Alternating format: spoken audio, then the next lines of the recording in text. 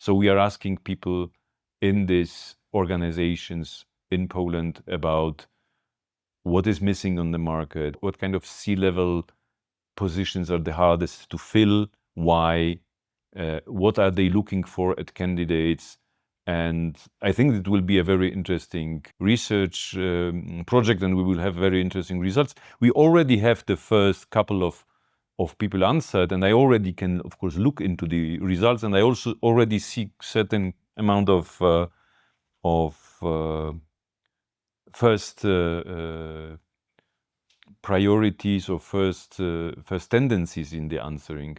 What I definitely see, and this is aligning also with what we see on the global market, when you look at the World Economic Forum survey about future of work or any other kind of this kind of research, what strikes you immediately is that when senior leaders are asked about the future skills or skills of tomorrow that will be mattering mostly in 5 years or in 10 years, what you see definitely as a kind of a repeating pattern is that most of them are soft skills, and most of them are related to being adaptable, creative, of course, tech literate, that's obvious today. So this uncertainty that we have on the markets is, I think, visible in these results, where you see that where we don't know exactly where the markets or the world will go, in which direction in the next 5 or 10 years, be it for political reasons, be it of AI-related reasons, be it of any other reasons. What you need is at least that the C-level is agile, adaptable, creative, and has a fast way of reacting to whatever may happen.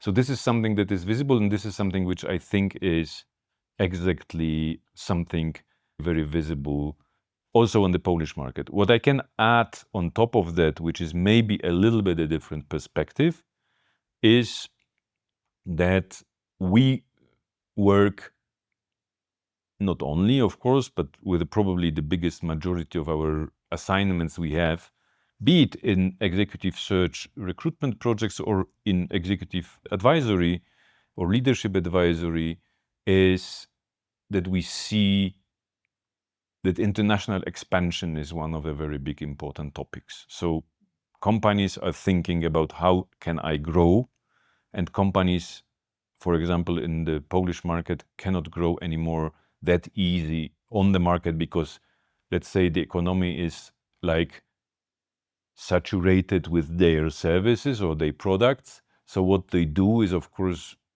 pushing forward to move on other markets.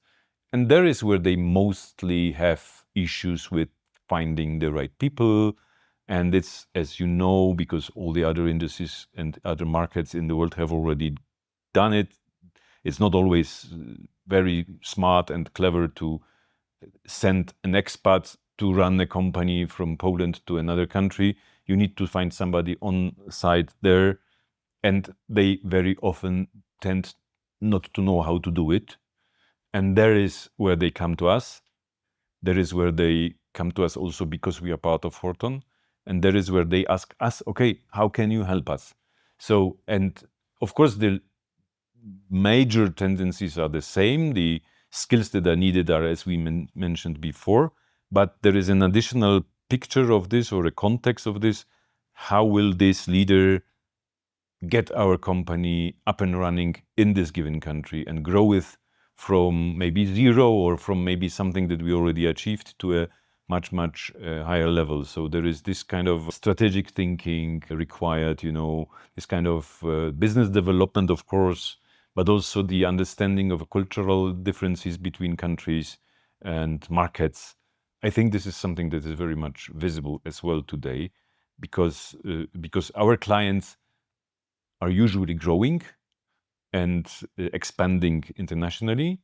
So on top of this, top talent skills that I mentioned, like agility, adaptability, tech literacy, creativity, there must be this additional level of being strategical and also in real life able to implement strategies of growth.